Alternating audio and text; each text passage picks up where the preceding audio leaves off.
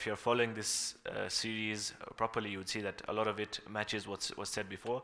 There are only some areas that is unique for business owners. So the way I've divided this is that I've divided this into 3 sections. The first section relates to Khums on commercial capital. So what I mean by commercial capital is those permanent funds or tangible assets used for trade which do not disappear but rather serve as the foundation of the business. So basically, let's say somebody wants to go ahead and start any business. They want to like open a store or some office work or anything. So when they want to start this business, they come with a initial capital, some money for example, and what they'll do is some of this will remain in cash form. Others, for example, they will use to buy assets for their business. And by assets, I mean that these are things that will remain with them. Even though the value might change, but these are like physical things that they can point to and say, okay, I've used this money here. So for example, you have like the stock that they're going to buy. Okay, let's say for example, if you're talking somebody who has a business of spare parts, so he's going to buy stock, then he's going to buy, for example, furniture. He needs like the shelves to put the stock, chairs to sit on. Let's say he needs a computer to do all the accounting. So these are all assets that he is going to buy for his business. Similarly, he might, let's say somebody needs some machinery for their business. Let's say, I don't know, it's some optician, they need some special machinery to check eyes, to, for example, cut the glasses. So they need their special machinery. Or, for example, they might have some vehicles, for example, for their business.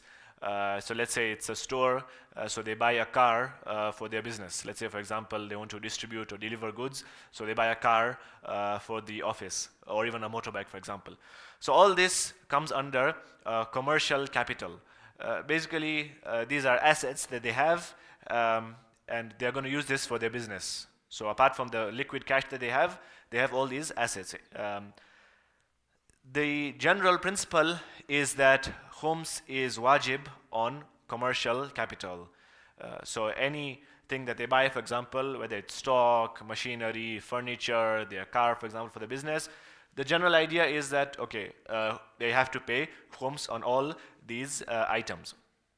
But then the question comes that, okay, are they supposed to, for example, if I'm starting my business today, do I, for example, pay Khums on this stuff like right now or at the end of the year?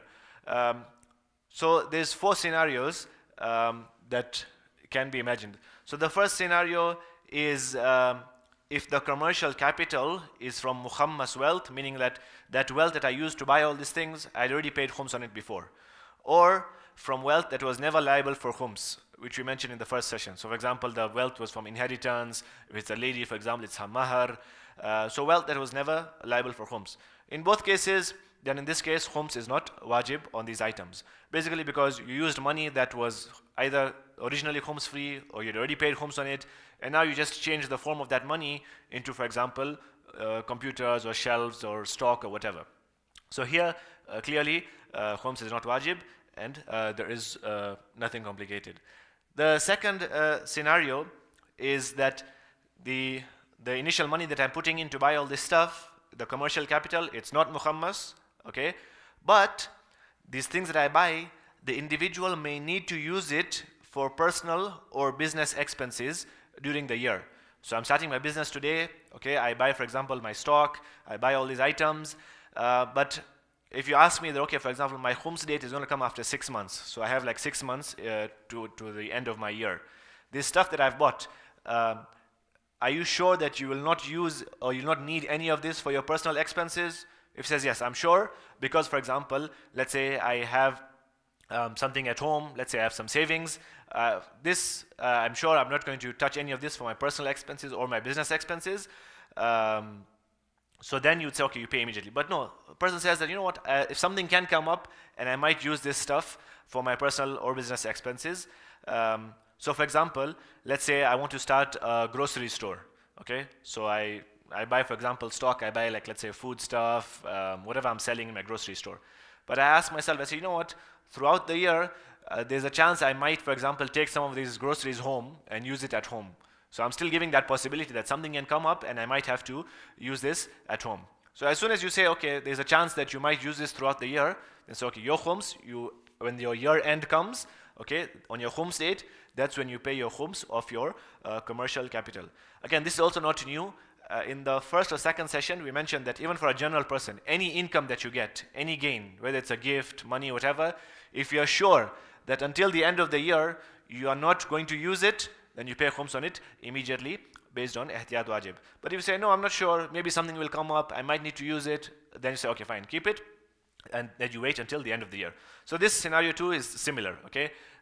You have this capital that you bought. If you say, yeah, I might need to use it, something can come up, I might have to sell it, in an emergency, okay, fine. So you wait until your khums date, then we'll value all this, furniture, stock, everything, and then you pay on your khums date.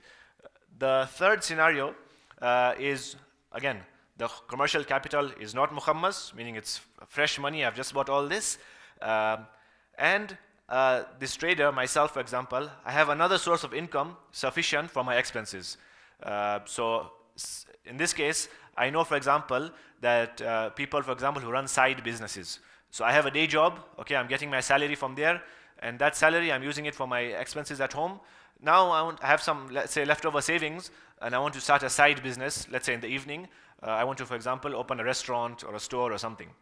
So here, my normal expenses are being taken off by my salary. I have enough sorted over there. So this person, you say, okay, now that you are spending this money and you're putting it into a business, so this person will pay khums on the commercial capital immediately. He'll not wait until his khums date. And the fourth scenario is, again, the commercial capital is not mukhammas, but the individual has no other source of income and relies entirely on trade to cover living expenses from the profits. So for example, somebody says, you know what, I want to start my business, I have no other income, my idea is, I put this in my business, whatever profits I get, I'm going to use those profits for my expenses. So people, for example, let's say who deal in, let's say there's fishermen, for example. They say, okay, I'll buy the fishing nets and my boat and all, I'll go fish, I'll catch fish, okay, and then whenever I sell the fish, I'll use that money for my expenses. I don't have any other source. It's whatever I'm putting in my business, I'm expecting whatever returns I get, that's what I'm going to use for my expenses. Similarly, for example, people who sell like fruits, vegetables, grocery store owners, many people are like this. They don't have any other income, this is all they have, and they're like, I'm putting this into my business, I'm starting a business, whatever comes out from the business profit, I'll use that for my expenses. So again, even for this person, technically speaking, khums is wajib immediately. So I've bought all my capital, okay, my stock, my furniture, whatever. Technically speaking, yes, khums is wajib immediately on all this stuff that you have bought. But if the person says that, oh, it's really difficult for me right now, I've bought all this stock, it's really difficult, if I pay khums right now on all this, I'll be in very difficult position financially. For example, I won't be able to sort my expenses at home. So if you tell me to pay immediately, it's really difficult. So such a person, what he can do is he goes to the wakil of the marja and he says, look, I'm starting a business. I have bought, for example, all this stuff for my business. And even though khums is wajib right now, if I pay khums right now, I'm going to get into difficulties. So what the wakil will do is he'll say, okay, I'm giving you this money, for example, as a loan. You pay me the khums, and now as a loan that you owe me, whenever in the future you have time, then you can pay this back. And if he says, okay, even over there, it's like, I don't want another loan on me, it's really difficult, then at that point, the wakil also has the option of completely forgiving him for his khums. The whole point of this is just to say that, look, first and foremost, khums is wajib on the commercial capital that one has when you want to start your business. All these things that you buy to start your business, those have to be paid khums on. And we'll see that, okay, this is usually the biggest pinch that business owners feel.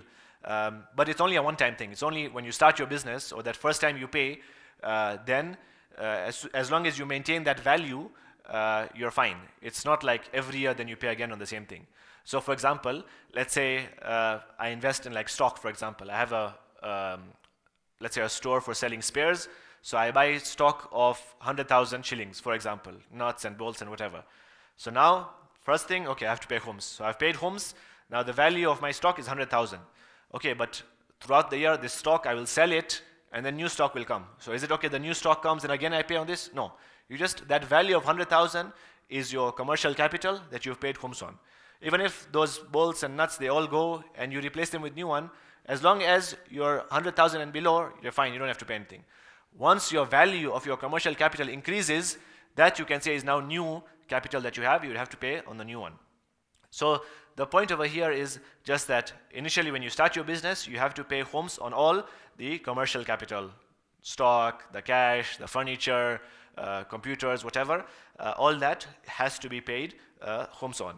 Now, regarding this, there are several questions that come to mind. Number one, is it wajib to pay the Khums of the commercial capital immediately, meaning before beginning trade, or can I wait until the end of the year? This is what I just explained. If the individual anticipates needing the capital for his expenses during the year, even due to unforeseen circumstances, he may delay paying Khums until the end of the year, which most of the people are like this. Unless you're like extremely rich and you say, oh, you know what, anything that comes through my way, I have enough in my bank account, I'm sorted. Whether it's hospital bills or something happens, I'm fine. Even if this whole business goes, I'm okay. If you are that kind of person, then you'd say, okay, you pay immediately. But for most people, they're like, you know what, I don't know what's going to happen throughout the year. Something can happen, I might need to sell this stuff. So for most people, they say, yeah, there's a chance I might have to dip into this. And so, okay, this, like a normal person, you wait until your Khums date. The second one is, okay, what if the commercial capital is a loan? So here, many people, they say, okay, I want to start a business, but I don't have enough money to buy all this stuff. So either I take a loan to get, for example, all this, or I buy on credit. So most businesses, what they do is that the stock in their shop, it's not like they've actually already bought it. Usually they buy it on credit. So when I say credit and loan, it's the same thing. Either you take a loan and buy it, or you tell the shopkeeper that, okay, I'm buying it on credit, and then, for example, later on, I'll pay you back. So if the commercial capital is a loan, or you bought it on credit, then it is only wajib to pay Khums of the amount repaid in installments. What does this mean? So say, for example, okay, I wanted to start my business. For example, I took stock on credit. The other things, for example, let's say like the furniture or the computer, for example, let's say that one, I had money, I bought them, that I said you have to pay Khums on it. But say, for example, the stock I bought on credit. So now the stock is there in my store, I bought it on credit, so there's no Khums on this. What happens is that as soon as I start paying back the shopkeeper, the one who I bought from, I start paying it in installments. As soon as I start paying back in installments, that amount of stock that I have becomes officially now it's my property, now I own it. And so it becomes the same as these other things that I had already bought. And so that's why we're saying that every time you pay an installment, that amount you pay Khums as well. So for example, again, I bought a stock of 100,000 spares parts, for example, on credit. So it came, it's in my store now. Now, for example, after a month, I'm like, okay, let me pay back first installment. So I pay 10,000 to the person I bought it from. So here is 10,000. As soon as I pay him 10,000, out of this 100,000 stock that I have, 10,000 is now fully mine. And so this one, I have to pay Khums on it. So I pay Khums of the 10,000, which is 2,000. So in that case, what I've done is I pay 10,000 here to the creditor, the one I bought from, and 2,000 Khums for this stock that I have taken on credit. But you'll see what some people will do is actually they will buy on credit the stock, and then before even paying back the installments, they've already sold this to their customers, for example. And so actually in this case, then what would happen is that they wouldn't have to pay Khums on this stock, specifically the stock. Why? Because whenever you paid back the creditor that you bought from, okay, you paid back that installment, you don't have anything over here. That stock, you've already sold it ahead. So this thing of Khums is only wajib on the stock. If you bought on credit, when you pay back, it's only if you had that stock. If you've sold that stock, then okay, then there's no Khums on that. But that's like stock. But say, for example, okay, I needed, for example, a computer for my accounting at work. So I took a loan for this computer, okay? The computer is there at work, I use it for my accounts. So here, to be a clear example, that, okay, I took a loan to buy this computer. As long as I've not paid back the loan, I don't pay Khums on the computer. As soon as I pay back that loan, or even an amount of it, that same amount, I pay khums of that amount, because now I have actually owned that laptop, that furniture, whatever the capital may be. Question is, what about those assets that are also used for personal needs? For example, let's say, I bought a car for my business, but I also use the car at home for my personal expenses, for my family expenses, for example. So here we have things that we use for both at work or for my business, as well as for personal needs. A car, or even a laptop, for example. The same laptop that I do my business accounting on, I also do like my personal work. I give it to my children, they do their work on it. So if that item is used in a considerable amount for personal needs, then there's no khums on it. Considerable amount means what? So say, for example, I bought a car for work. But like once in a while, I also take that car home, for example, to bring my family to mosque. Yeah, we're not talking about this once in a while. That doesn't apply. No, but if it's generally my trend, that for example, okay, weekdays, for example, I'm using my car in my business, but on weekends, every weekend, for example, my family is, for example, I'm using that car to take my family on trips, for example. So here people say, yeah, generally, it's not a once in a while thing. Generally, you're using it for both personal as well as business. So in this case, you don't have to pay khums on that car. Similar with the laptop, phone, whatever it is, those commercial capital that is used for both personal and business, you don't pay khums on it. But so Ayat al-Sistani then makes a specific distinction over here. He says with things like cars, for example, the specific type of car that you have bought for your business, if it is generally the case that if you are not doing this business, you would have bought a different car.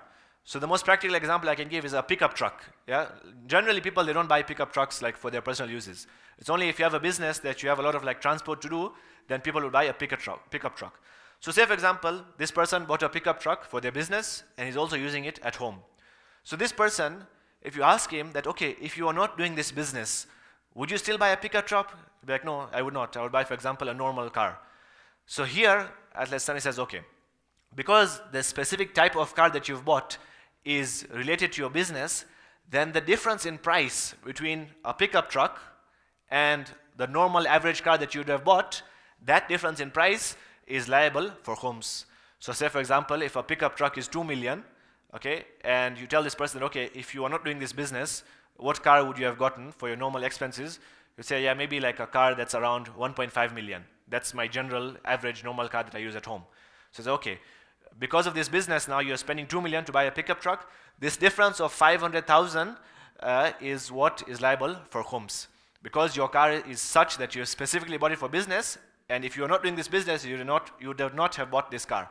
But if it's like a normal car, not a pickup truck, it's a normal car, and you told the guy that, okay, if you are not having this business, would you still have bought this car? Be like, yeah, it doesn't make a difference to me. I don't need a pickup truck. It's a normal car that I would have used anyways. Then there is no khums on that.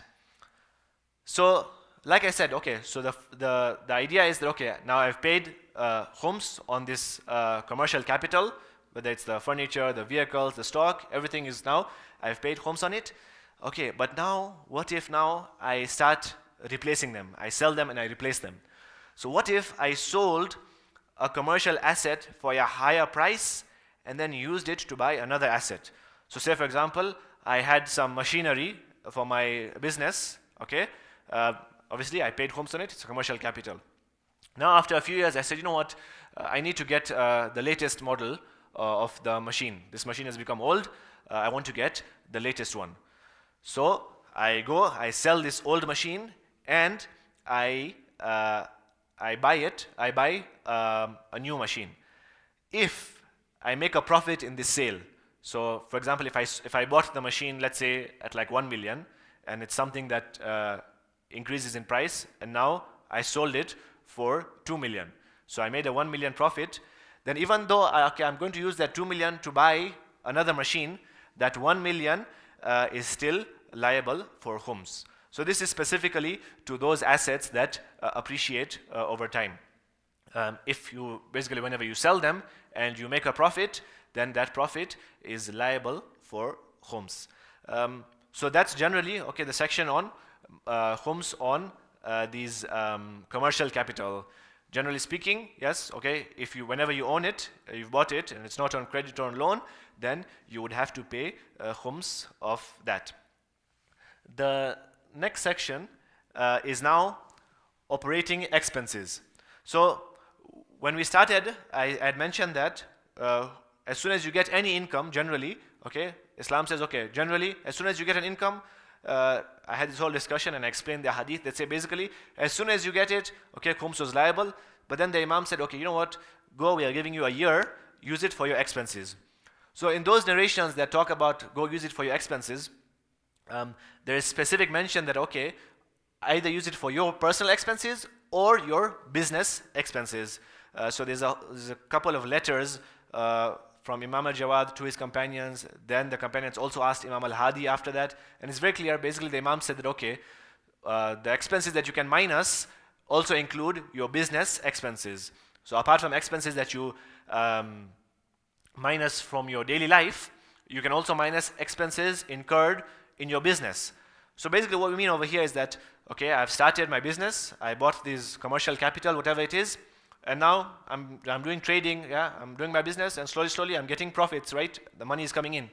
So at the end of the year, I will only pay the amount that's left after I've deducted my operating expenses or costs incurred to generate profit. So these are expenses spent to run the business and earn income, which are consumed and do not remain. So I'm not buying assets over here.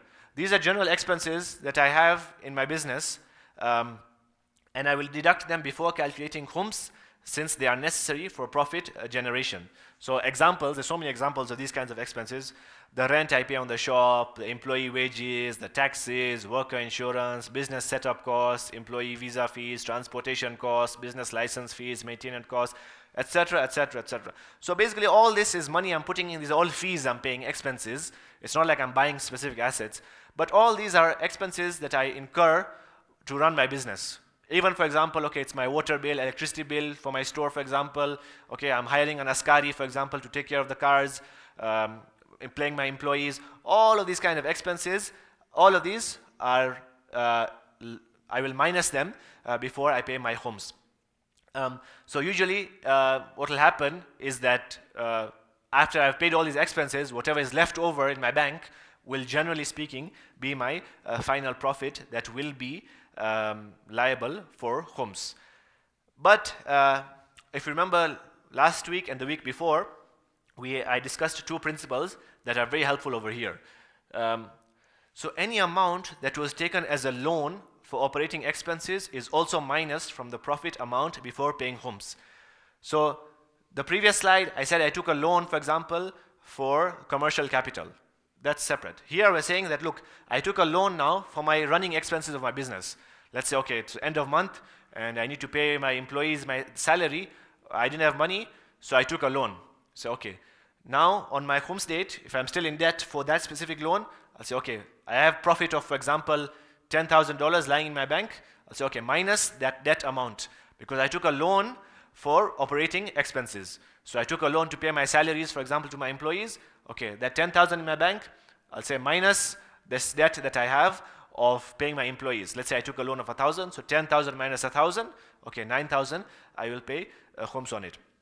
The point is, if the loan was taken for operating expenses, any of these examples that I give, whether it's to pay my rent or like to pay the government and taxes and askari and all of these, if I took a loan for any of these expenses, then so long as I've not paid back that loan and I'm in debt, that amount I can minus from my final profit and say if there's anything left over, then I would pay khums on it.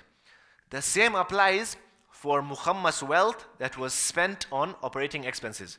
So again, this is an application of the principle of jabr that we mentioned, I think was it last week or the week before, where we said basically you paid your khums on your money, for example, now it's mukhammas. If you use this wealth on any expenses, then you can replenish that pot with new income. So the same thing applies over here. Okay, I had to, for example, pay my employees, or I had to pay some business fees, for example, or the government, or license, or whatever. And the money of last year, for example, that I had paid khums on, it was there with me. I said, okay, I'll use this money. So again, even over here, this I can minus and say, okay, I'll minus this amount as well from my net profit and say, okay, if there's anything left over, then I would pay khums on it. So the point that I'm making over here is that at the end of the year, whatever net profit I have left over, okay, in my bank, I'll minus any loan amounts that I have, specifically loans that were taken for these operating expenses. I will also minus any amount that I had spent again for operating expenses from my mukhammas wealth that I had already paid khums on. Okay, it was supposed to be there, never to be touched, for example. Okay, now I used it for my expenses. So okay, even that amount I minus. And then if there's anything left over, then I can pay khums on it. Another important thing that I can minus is depreciation in the value of commercial capital is also a deductible expense. So remember, the first year I wanted to start a business, I bought the shelves, I bought computers, I bought stock. But now, say for example, okay, after 2 years, okay, the value of these things have gone down. So like obviously a computer, I've been using it for 2 years, the value has gone down, the depreciation has happened. Let's say I bought, let's say for my employees, I bought them all computers, let's say worth $10,000. Now, okay, obviously they're using it day to day. If I want to go sell it today, obviously the price has gone down. So let's say now today, if I want to go sell it, the price is now $5,000. I bought it at 10,000 because of now usage, it's now 5,000. So I've made a loss of 5,000. Even this I can minus from my profit before paying any khums on it. The important thing over here is that this specific depreciation in the value of commercial capital can be deducted even if the profit is realized years later. So for example, my first year, okay, I paid my commercial capital, okay, it's mukhammas, okay, I started doing business, first year there was no profit, second year no profit, third year no profit, fourth year for example, finally some profit came out. This depreciation, let's say, happened in previous years. It's not a depreciation of this year. It happened in the first year, second year. The point is, depreciation in the value of commercial capital can be deducted even years later. So it's not a case, as we will see in the next slide, that it has to be in the same year. The point is that, okay, this laptop, for example, the price went down 5 years ago. Okay, it's fine. I received profit 5 years later. Now I finally got profit. I'm saying, okay, do you have to pay khums on this profit? So, okay, first of all, minus all your expenses that you used for, minus, for example, any loans that you have for operating expenses, minus any amount of the mukhammas wealth that you had for operating expenses. Now, even minus, if you want, any depreciation in any of your commercial capital. Even if it's your stock, it's your furniture, for example, it's that car that you are using for your business. All of this depreciation is a valid deductible expense. Now, okay, I deducted all this. Okay, now do I pay khums finally? No. Even then still, okay, you still have that money. Use it, for example, on your personal expenses that you want for your family. Then whatever remains on your khums date, that is what you would have to pay khums on. So basically the point is that all this profit that you're getting from your business, you don't pay khums on it immediately. Use it for your expenses until your khums date. Whatever expenses you've used until your khums date, that's fine. Once your khums date comes, then, okay, then you have to pay on whatever is there, minus these amounts that I said. The debt amount that you have for operating expenses, the depreciation, and the mukhammas wealth that was used on operating expenses. The point is that if somebody really makes use of these ahkam and studies them and understands them, you realize that many times actually you would end up paying khums much less than what people generally end up paying, specifically for business owners. In the sense that there's a lot of leeway that the Sharia has given, that you can minus all these kind of things before paying your khums. The last section is what I've called profit and loss. So the previous section I mentioned that depreciation is happening because of usage of the commercial capital. Now, if a loss occurs in commercial capital, the individual can offset it against profits provided both occur within the same year. So say for example, okay, I paid my khums on my stock, for example, my furniture, whatever. Okay, now within the year, I started losing some of this commercial capital. So for example, some goods got damaged. Let's say there was a flood, for example. Okay, some of my stock was damaged. Or for example, there was a fire. Okay, again, I lost stock over there. Or even like my equipment, for example, it got burnt. Or for example, some of my equipment got broken. Like I had this machine, it was Muhammas. Okay, initially I paid Khums on it. Now, for example, the machine got broken. So what's happening over here is my commercial capital, I'm getting a loss. Okay. So in this case, at the end of the year, the profit that I make before paying Khums on it, I can minus all these losses. I can say, okay, I made a profit of, for example, $10,000, but this year, for example, I lost this much stock, this one was stolen, this one got spoiled, all these losses, this loss can only be minused if it's within the same year. So this was the important difference between the previous slide and this slide. So here we're saying that if a loss occurs in commercial capital, then you can only minus it from the profit of that year. So if this year, for example, okay, I didn't get any profit, then, okay, sorry, next year you can't say, okay, I'm minusing the amount that I lost of goods in the previous year. No, this specifically is if it's within the same year. So for example, Mr. Alif, let's say he made a net profit of $5,000 this year. So let's say he comes on his Khums date, he says, okay, until now I've made $5,000, it's sitting there in the bank. But in the same year, emphasis on the same year, in the same year, a fire broke out in his warehouse and he lost goods worth $1,000. So what are his Khums duties? He says, okay, I can minus 1,000 amount because I lost my commercial capital this year, and I'll only pay Khums of the $4,000. So that is the whole point of this minusing the losses. The main point was that if a loss occurs in the commercial capital, then you can offset it from the profits, provided that it occurred within the same year. As opposed to the depreciation in the value due to usage, that you can minus even in future years. The last two things that I would mention is actually something that was already said before in other sessions, just a reminder because it applies over here, is that appreciation in the value of stock is liable for Khums, assuming it was possible for the person to have sold the items. So we said in the discussion about appreciation, I said that if someone has some goods that they intend for trade, and I define trade as selling it later on, that kind of appreciation is liable for Khums, even if you don't actually end up selling that item during the year. So putting it in the business perspective, say for example, okay, I started my business, okay, I paid Khums on my commercial capital on my Khums date. So my stock now, let's say, is valued at $50,000, okay, for example, so I've paid Khums on it.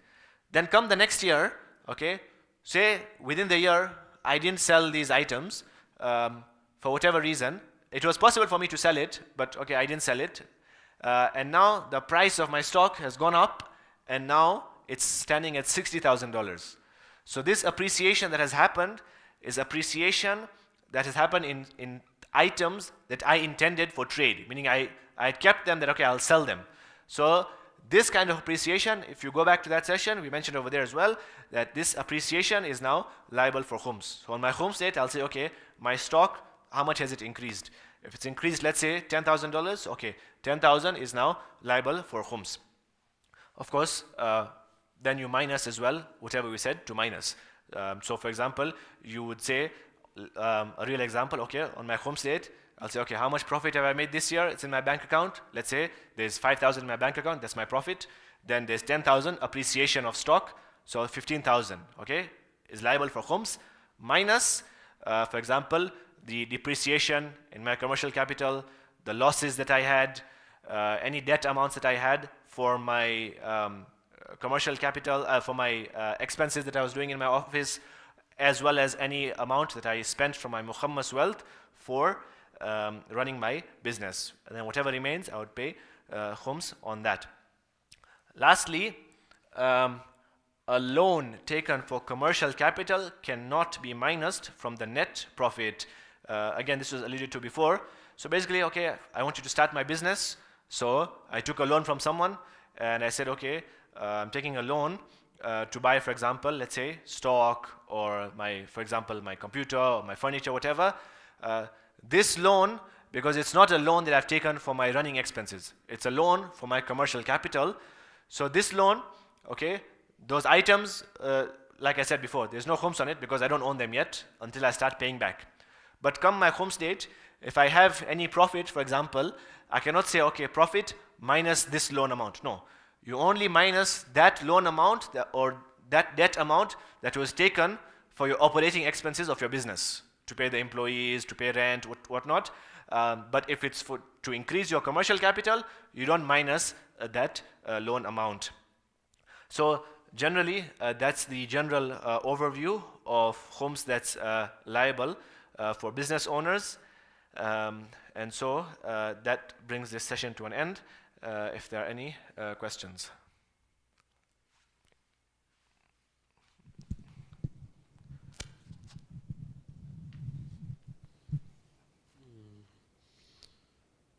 I have to pay khums on stock, but how do I calculate the value of the stock? Is it the cost I bought it for or what I will sell it for? No, the actual value it has right now. So the day when you want to pay a khums on it, for example, okay, on my khums date, I'll say, okay, I had this much stock. What's the value of it right now? For example, what's the value of it? Not how much I want to sell it at. What's the actual value of it? Because obviously when I sell it, I'm going to sell it with an increased price to make a profit. Now what's the actual price of it right now?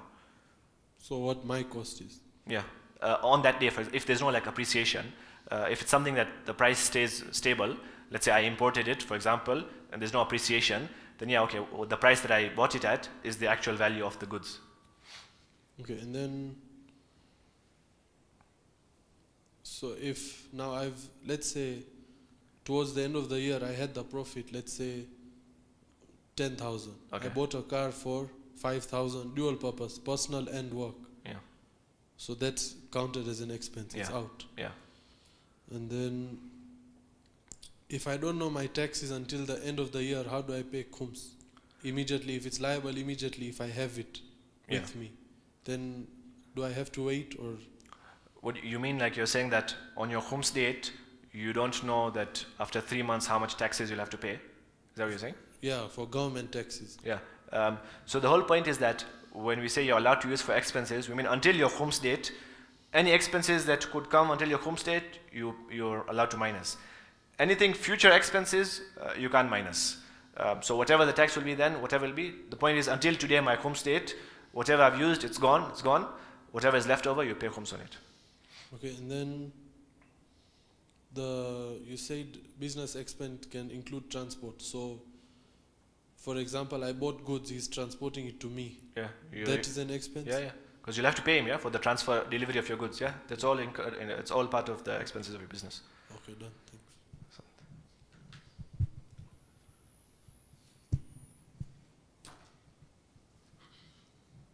Any other question? No? Okay. وصلى الله على محمد وآله الطاهرين.